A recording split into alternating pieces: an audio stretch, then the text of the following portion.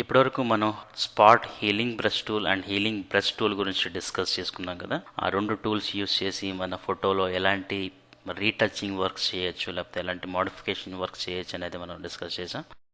ఈ ఫ్లైఅవుట్ మెనూలో మనకి నెక్స్ట్ వచ్చే టూల్ ద ప్యాచ్ టూల్. ఈ ప్యాచ్ టూల్ యూస్ చేసి మనం ఫోటో రీటచింగ్ ఎలా చేయొచ్చు అనేది ఇప్పుడు మనం డిస్కస్ చేద్దాం. సో ఈ ఇమేజ్లో సపోజ్ నాకు ఈ హెయిర్ లైన్ నాకు అవసరం లేదు, నేను తీసేయాలి అంటే మీరు ఏం చేస్తారు? జస్ట్ మీరు హీలింగ్ బ్రష్ టూల్ యూస్ చేసి తీసుకొని, సో మీకు కావాల్సిన పిక్సెల్స్ని మీరు సెలెక్ట్ చేసుకొని ఆ పిక్సెల్ని ఈ ప్లేస్లో మనం బ్లెండ్ చేస్తాం.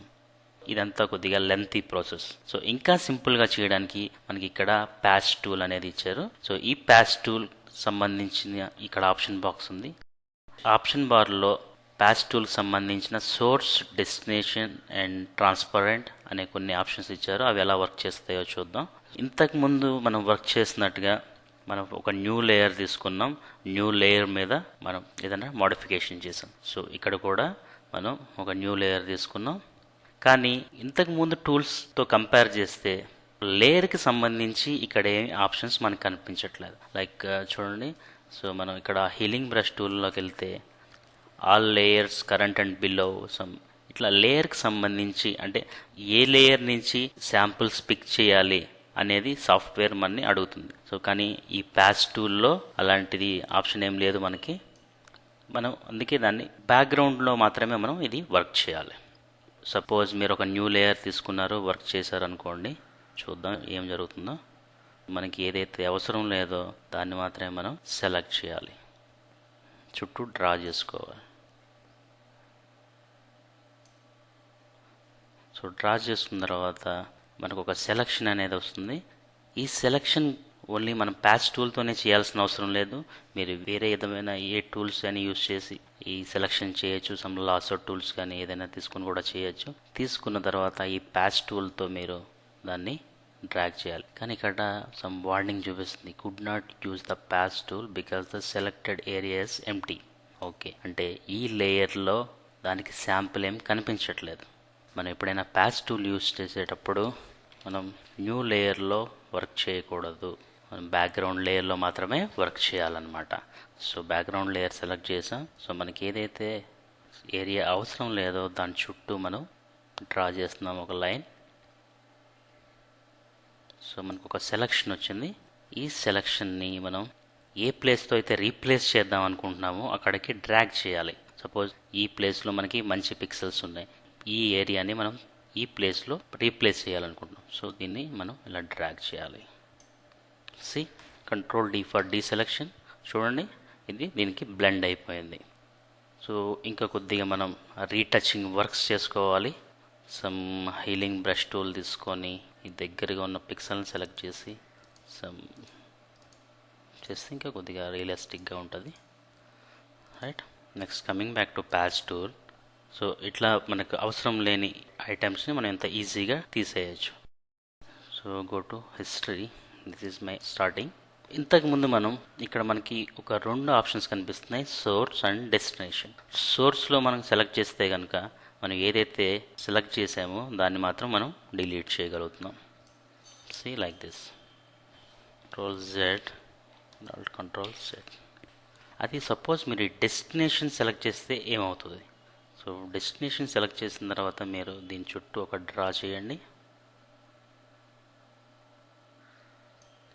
సేమ్ డ్రాగ్ చేయండి,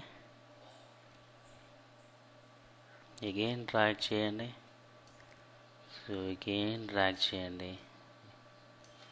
నెంబర్ ఆఫ్ కాపీస్ని మనం ఇక్కడ ఈ మనం ఏదైతే సెలెక్ట్ చేసుకున్నామో ఆ పిక్సెల్స్ని వేరే ప్లేస్లో మనం రీప్లేస్ చేయొచ్చు. సో ఇంకా మనం నీట్గా వర్క్ చేయాలంటే ఆ ఆప్షన్ యూస్ చేసి సో లైక్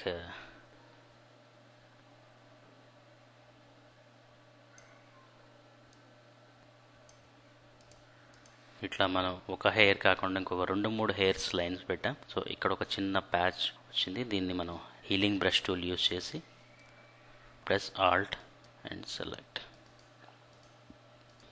ప్యాచ్ టూల్ని మనం ఇలా యూస్ చేసుకోవచ్చు.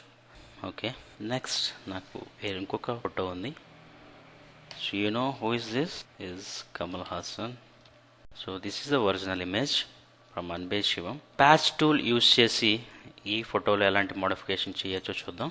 సో నాకు ఇక్కడ ఒక ఘాటు కనిపిస్తుంది, ఒక మార్క్. సో ఈ మార్క్ నేను తీసేయాలనుకుంటున్నాను. అలా చేయొచ్చు దాన్ని. So select it.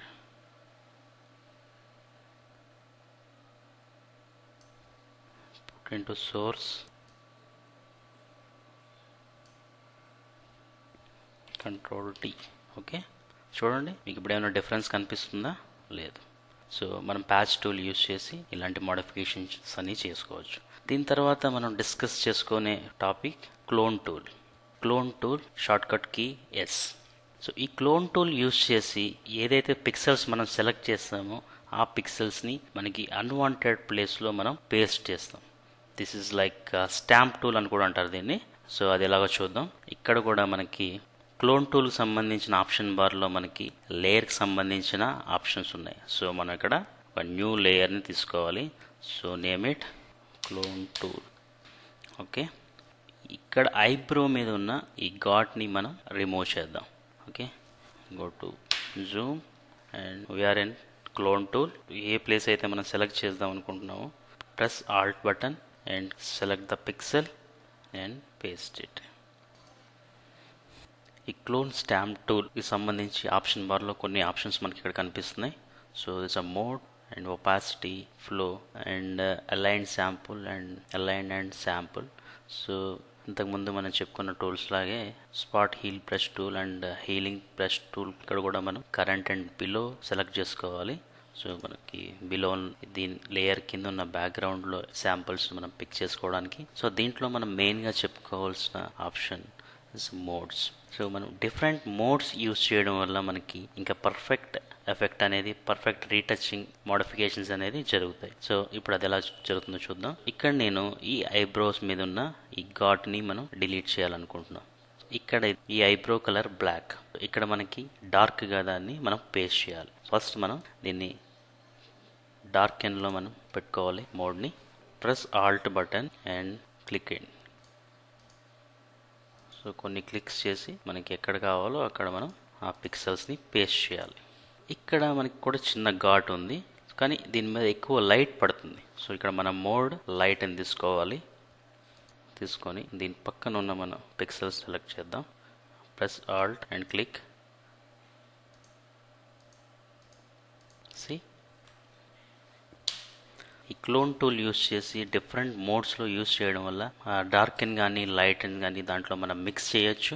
మిక్స్ చేయడం వల్ల ఒక డిఫరెంట్ ఎఫెక్ట్స్ని మనం చూడవచ్చు. సో దీని ఆఫ్టర్ అండ్ చూడాలంటే go to history menu, take a snap shot.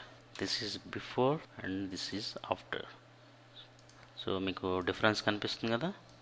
ఇలాంటి టూల్స్ అన్ని యూస్ చేసి మనం ఫోటోని రీటచ్ చేయొచ్చు. సో మీరు ఇంకా బాగా ప్రాక్టీస్ చేయండి. మనం ఎంత ఎక్కువ టైం దీని మీద స్పెండ్ చేస్తే మనకి అంత మంచి రిజల్ట్స్ వస్తాయి. Thank you.